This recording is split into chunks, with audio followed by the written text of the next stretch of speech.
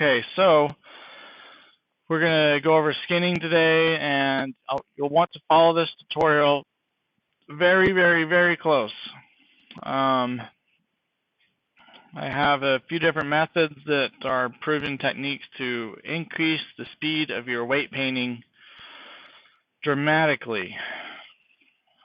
So I'm going to use my sack of flour or flour sack to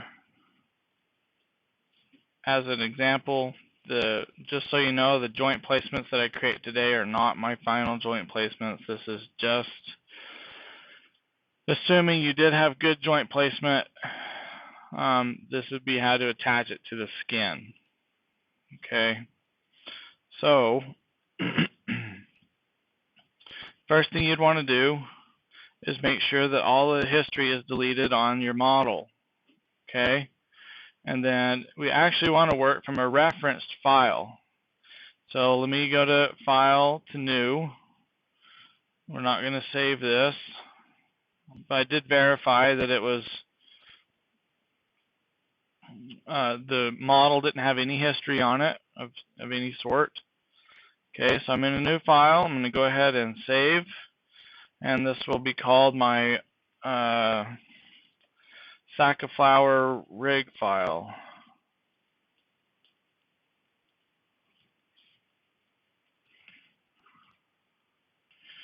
So sack of flour rig. So I just keep the same name as the front, and I'll save it. Okay.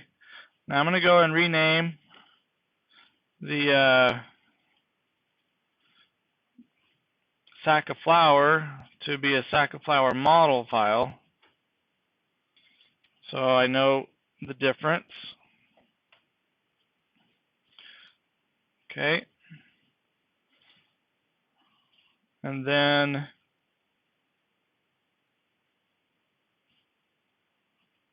you can close that. Now I need to go to File, create reference, and I'm going to reference in the sack of flour model.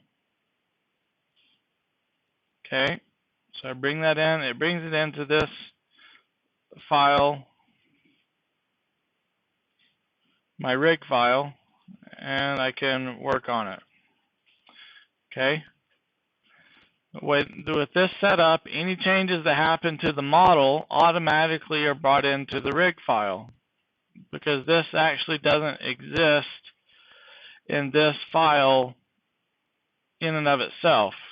It's always read from the other file to be brought into this file. So if the other file changes, then it will change in this rig file. Okay, so with that done, I'm going to start adding just a couple joints. This is not going to be accurate joint placement. It's just for you guys to discover how to skin things. Okay, so I'm going to use my joint tool, go to my orthographic views, and I'm going to place one on the grid, a joint on the grid. Little shortcuts for placing joints. If you hold down Shift, kind of like in Photoshop, if you hold down Shift in Photoshop, it draws a straight line, right? If you didn't know that, you don't now. Well, if you hold down Shift when you're placing joints, it also will place them in a perfectly straight line, and that can be really handy sometimes. So I've created two joints, and I'm going to create a joint out here towards the tip, and they're a more fine placement. Now, if I want to continue to place joints, I can walk up on my keyboard until I get back to the root, and hold down Shift. Oh, see, it lined it up. If I held down Shift, it lined it up to the last joint place. That's kind of annoying. So I'll hit Backspace, and I'll lock it to the grid. And then I'll add some over here. And again, this is not the best joint placement. It's just for a sample. I press Enter when I'm done. And I'm going to pause the recording so you don't have to watch me rename the joints. But I'm just going to rename joints. Okay, so turn on X-ray joint mode, and then I will pause it. Okay, so I've renamed my joints. Let's take a look at what my naming is real quick. So I've got the center joint named cog, and then I've got my upper bind, which is kind of the shoulders, and then my top left, the root, I call 0 in this case, and then I got top 1 left, top 2 left, and they're all named underscore bind. Okay, then I got bottom left bind, bottom 1 left bind, and so on and so forth. Okay, now I want to mirror these joints, and so I'll go to skeleton, mirror joint tool, and you want to mirror it across.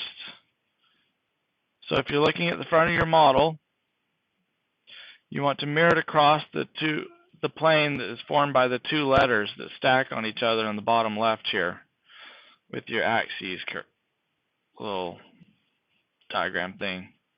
And then I'm telling it to search for left and replace for right, and I want to mirror for behavior. Okay, so across the YZ for behavior, and I'm searching and replacing my name. So I'll click apply. Do the same thing up here. Click apply, and I've got all the joints that I want in this for the demo purposes. So now I'm going to select the joints, but I want to select them all.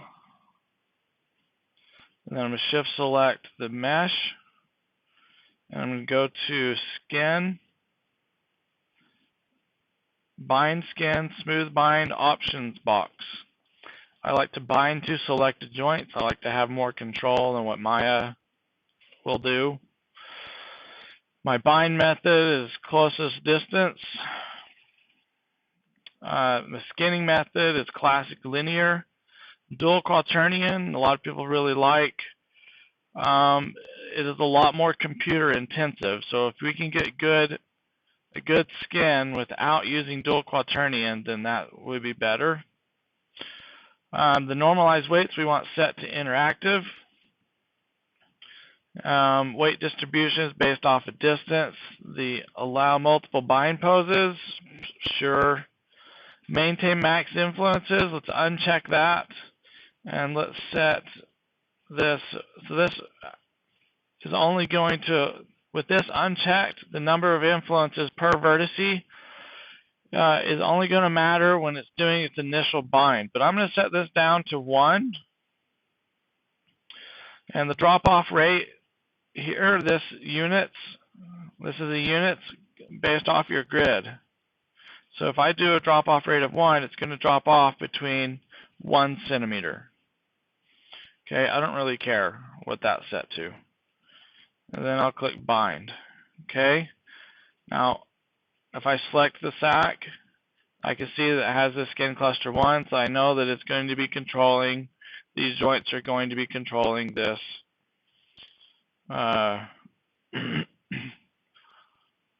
mesh. Now if I had an additional mesh like I do here, I would again want to select all these bones, or all the bones that would be affecting this particular thing. So actually probably just the top joints. So we'll select all these upper joints here, just in case we need them.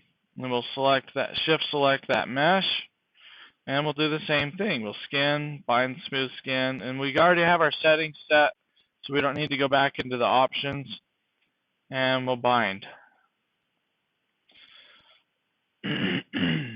Okay. Now we're ready to start skinning skinning our mesh. Now there's a couple things I want to note.